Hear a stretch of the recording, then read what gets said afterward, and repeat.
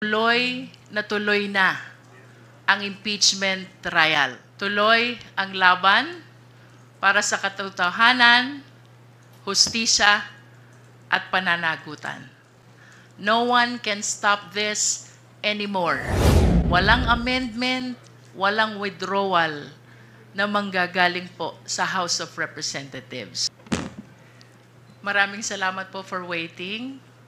Pasensya na po, I know that all of you waited for this moment when the prosecution panel will finally give their comment to what happened last night in the Senate.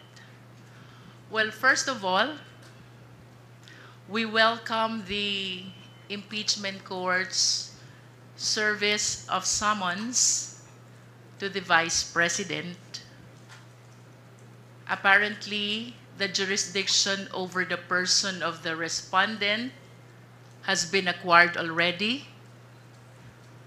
She has a period of 10 days to answer. That is non-extendable.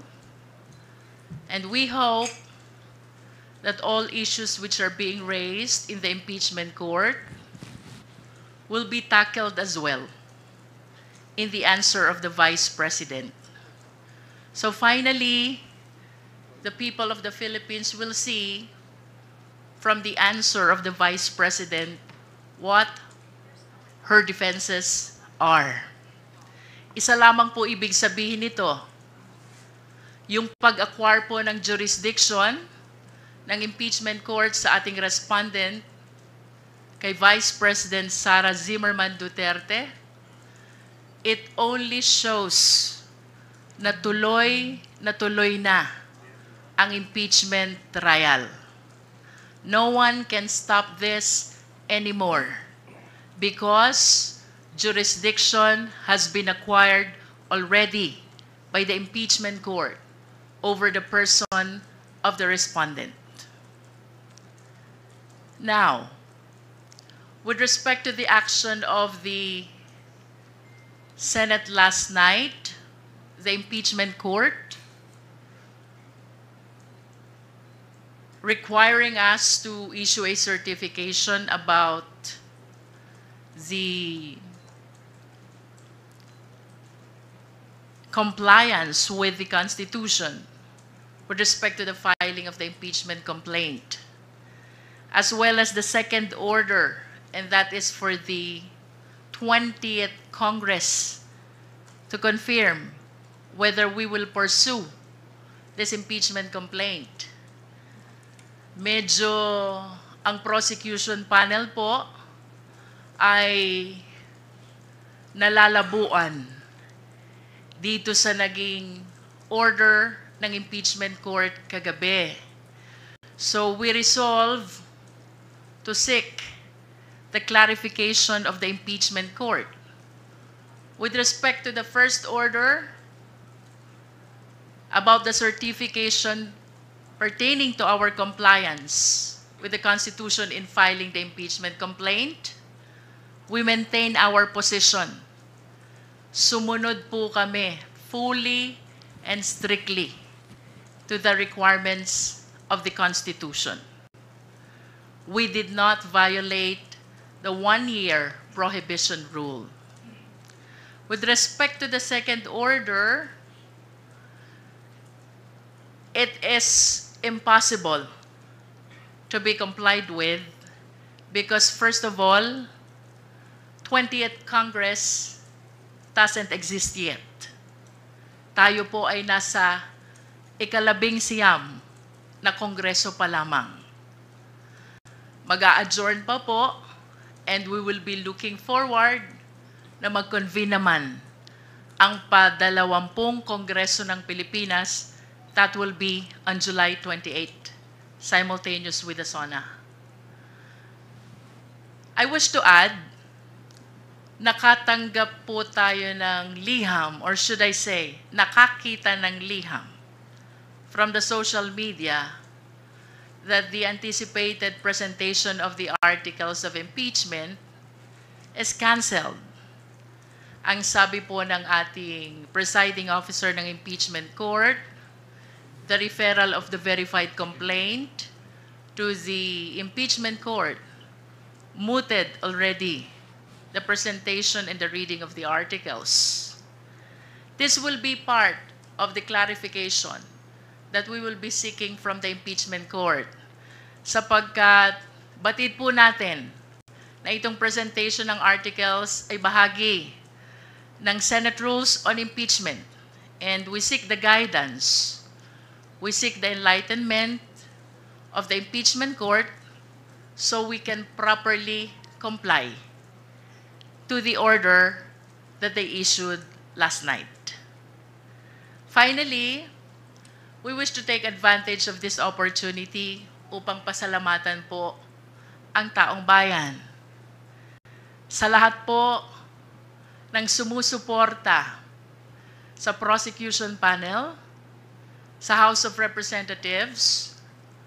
We had a mass this morning attended by different civil society groups. May mga nakasama po tayo religious leaders and even victims of EJK. Maraming salamat po. Rest assured, ang House of Representatives, ang prosecution panel, naninindigan po.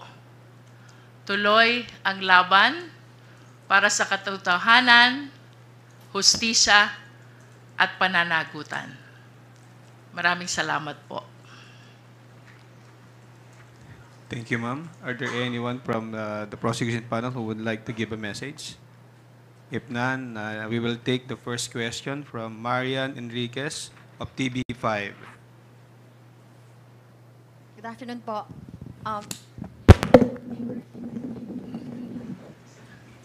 Excited din yung mic. Ma'am, thank you, Kong Jinky, and to the rest of the prosecutors want to answer. Meron na po bang update kung natanggap na po ba muna natin itong received copy ng articles, yung pinababalik po na articles of impeachment? Meron na po ba? From the Senate? We have no official information yet whether the articles of impeachment, which according to you is being returned by the Senate, was received already by the Secretary General. I hope you understand that the members of the prosecution panel here has no participation whatsoever in the proceeding of the Office of the Secretary General. Let's wait and see kung anong official information ng SecGen. But ano pong action po ng ating prosecution team? Tatanggapin po ba itong articles of impeachment, yung pag-remand? And what was your reaction to that while watching it last night? Well, in my opinion, as one of the member of the panel of prosecutors, to give way to the clarification which we want to seek from the impeachment court, I would defer receiving the articles of impeachment from the Senate, including whatever orders they will be transmitting to us. This is not disobedience, definitely. Ang gusto lang po natin mangyari is to seek guidance and enlightenment first so we can properly comply with the order of the impeachment court. When you say you would like to seek guidance, may coordination na po ba with the Senate? Ano po yung ginagawa nating pakikipag-usap sa kanila para maliwanagan po tayo doon sa mga orders nila? We will be drafting the necessary motion seeking for clarification of the order which they issued last night. So nakita po kasi namin kanina si Sergeant at Arms ng Senate kanina, and hindi nga, wala pa pong nag-receive ng copy. So technically, hindi po muna tatanggapin ng Kamara ang pagbabalik ng articles of impeachment. And magpapasa po muna tayo ng, tama ba, ma'am?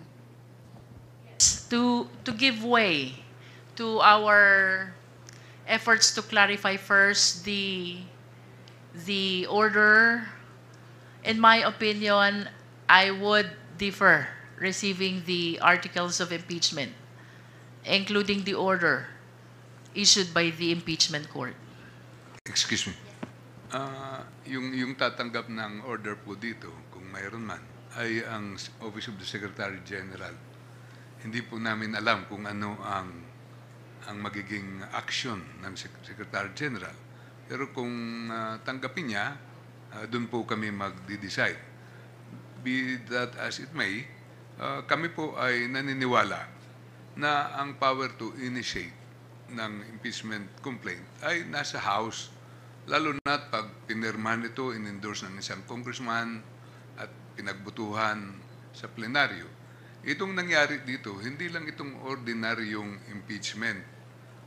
215 of our members signed the impeachment complaint. Kaya first time ito na nangyari na may return sa atin. Kaya nangangailangan tayo ng clarification po dito. Bagamat prosecutors po kami at impeachment court sila, naguguluhan pa rin kami. At hindi namin maintindihan kung bakit ibabalik po ito sa amin. Ano po ang gagawin namin. Yun po ang isang bagay na kailangan namin maliwanagan. Sorry. Second to my last question na lang po. Some legal experts po are saying na instead of following the Constitution, itong mga senators po natin, they're creating legal issues po. And will you challenge this po ba? Itong ginawa po ng Senado sa Supreme Court, itong pag-remand, is this abuse of discretion na po ba?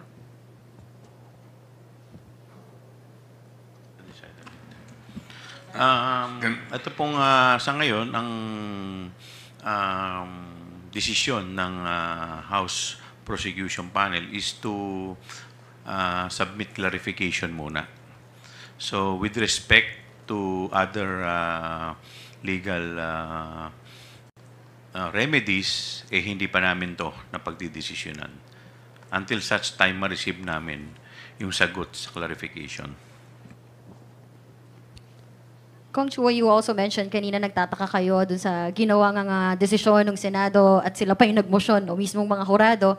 And you quote, sinabi nyo po, sila na yung parang nag-aabogado mismo kay VP Sara Duterte. How optimistic are you po na there will still be a fair and impartial trial? Well, yun po ay personal opinion ko. Hindi ko po alam kung ano yung opinion ng aking mga kasama. And in fact, nung akin rin pong personal na opinion, ito pong ginawa na pagbalik sa amin ng articles of impeachment ay sa aking paniniwala ay unconstitutional. Dahil wala naman po ito, excuse me, wala naman po ito sa kanilang kapangyarihan at ito po ay inaasahan natin na kung meron man mga motion na gagawin, ang gagawa po nito ay yung sa defense. Kaya yun po ay aking personal na opinion.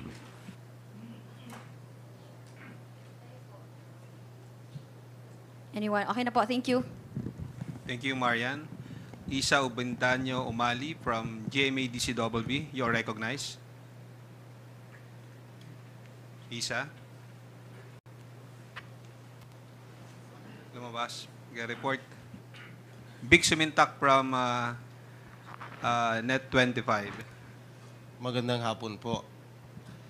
May we know now kung ano na ang status ng article of impeachment in your point of view na kagabi po ay dinicide nga po ng impeachment court na mayroong mga nakita silang mga procedural lapses and constitutional question doon sa 7 article of impeachment kasi pinoint out din nung mga nagsulong ng motion, particularly Senator Alan Peter Cayetano, yung first, second, and third impeachment.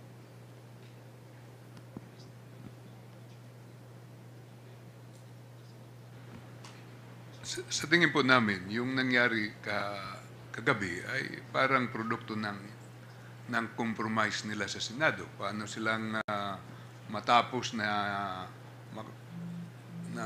yung usapin. Pero sa kabuuan ay tuloy ang impeachment, ang proceedings, ang trial.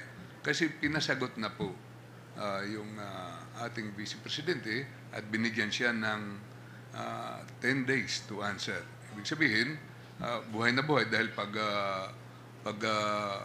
sumagot ng ating Vice Presidente ay matutuloy na. Bagamat, nandun na tayo sa period na patapos na ang 19th Congress at magsisimula na yung 20th Congress. Sa amin naman, may gusto silang hinging certification.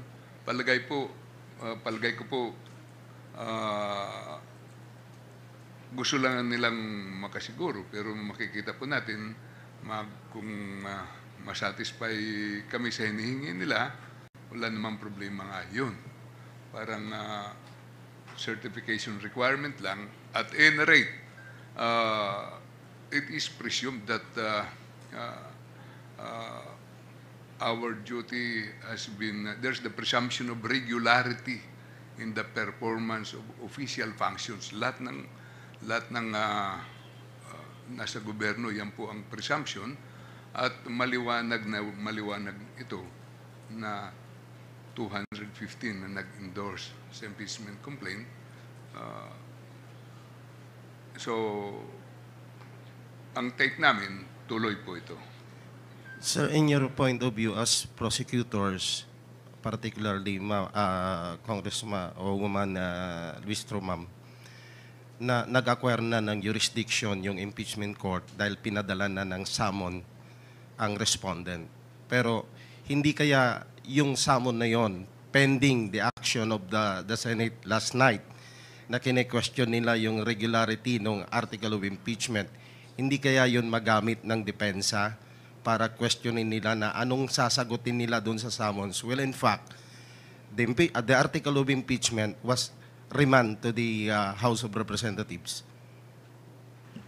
Under the rules, and even in ordinary courts, not just the impeachment court, yung service ng summons, that triggers acquisition of jurisdiction. And that is why I said earlier, we welcome this development. Bagaman naguguluhan po kami dun sa order kagabi, we are happy and thankful to the impeachment court because finally, the summons has been served already to the Vice President. And as I have stated, this only shows tuloy na tuloy ang impeachment trial. I wish to believe na yung hinihinging certification ng impeachment court is only a clarification or perhaps affirmation ng naging compliance ng Senate when we filed the impeachment complaint. But I wish to humbly invite the attention of the people to the ruling of then Presiding Officer Juan Ponce Enrile. That was during the time of the impeachment trial of Chief Justice Corona. Ang sabi po niya doon sa resolution, when there is compliance in the two basic requirements, that is the signature by at least 1/3 of all members of the House, and there is the verification, the filing of the impeachment complaint already enjoys presumption of legality. And that cannot be questioned anymore unless there is strong controverting evidence. Napakaliwanag po niyan. And I believe that this is still a very good law which should guide our impeachment court. No? Gusto ko lang pong balikan yung inyong question kanina. Anong status ng articles of impeachment? Considering that there are efforts to return, I humbly believe that the case is very much active and alive. Why? No less than the order of the Senate last night stated that the case is not dismissed, not terminated.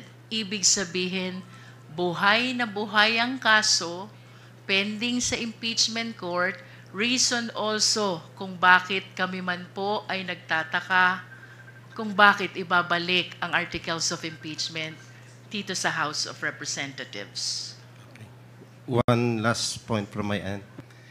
Ma'am, since we know na co-equal body ang Senate at saka House of Representatives, the House of Representatives will initiate the impeachment. The Senate will be the trial court. Since na kine-question nila yung legality or the constitutionality of the impeachment complaint or article of impeachment, hindi ba ito isang insulto sa co-equal body? Yun, isa rin po yun sa aming pinagtataka dahil normally po, ang magtatanong po niyan o magko-question niyan, yung mga abogado ng respondent. Kaya nga po kami po naniniwala na ito po ay hindi sakop sa trabaho ng impeachment court dahil yung pagko-question po ng mga legality ay dapat po ay sinasagot o tinutugon po ng korte at hindi po ng impeachment court. Can I add to that? Bagamat kami po ay co-equal body, ang House at saka ang Senate, sa pagkakataon pong ito ay medyo naiba kasi impeachment court na sila at prosecutors po kami. Kaya parang nakikita natin, parang sa husgado, may mga orders ang korte. Ngayon, kailangan din kami mag-clarify dito. Pero sa dulo ay kailangan ang taong bayan mapakinggan po dito. Kaya kung kinakailangan makinig kami at gumawa ng mga hakbang para matuloy po ito ay gagawin po namin bilang public prosecutors. Thank you, Vic. Gab Lalu from Inquirer Online. Please proceed with your questions. Sir, natanong na po, Sir Sen, ma'am, natanong na po kasi yung tungkol sa yung pagiging quasi-judicial ng impeachment court na merong mga proseso na ina-adopt yung impeachment court na galing sa mga regular na courts. Pero pwede kaya maging dahilan po ng Senate na dahil hindi naman sila korte,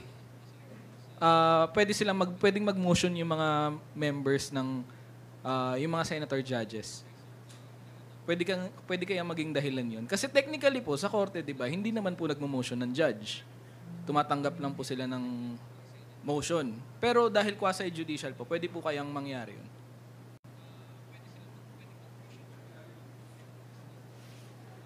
Or I mean, pwede po nilang ma-justify po yun.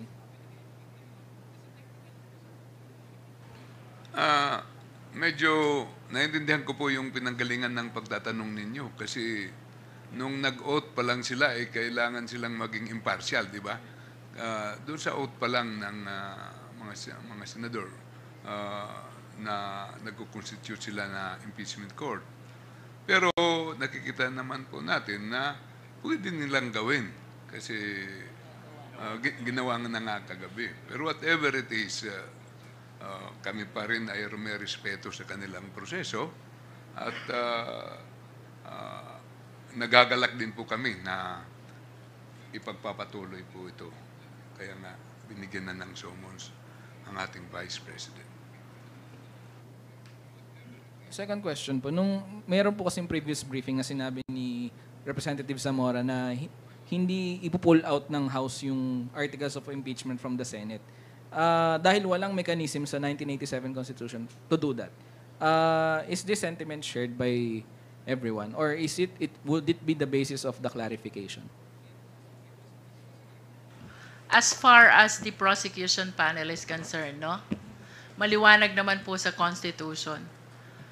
The House of Representatives has the exclusive power to initiate all impeachment cases. Tapos na po ang trabaho ng House of Representatives in as far as initiating the impeachment complaint is concerned. Hindi po tama na ito'y aming amyendahan at lalong hindi tama na ito'y aming withdraw. As a matter of fact, the ball now is in the hands of the Senate, whose mandate by the Constitution is to try and to decide. And by deciding, dalawang bagay lang po yun. It's either they acquit or they convict. Last question pa from my end. Naintindihan po namin yung courtesy na ina-extend ng prosecution panel sa impeachment court, just like in any other legal proceeding. Pero siguro to break the ice, gaano pa po kahaba yung pasensya nyo? Ang dami na po kasing nangyari na parang delay, ganyan. Dapat po nung February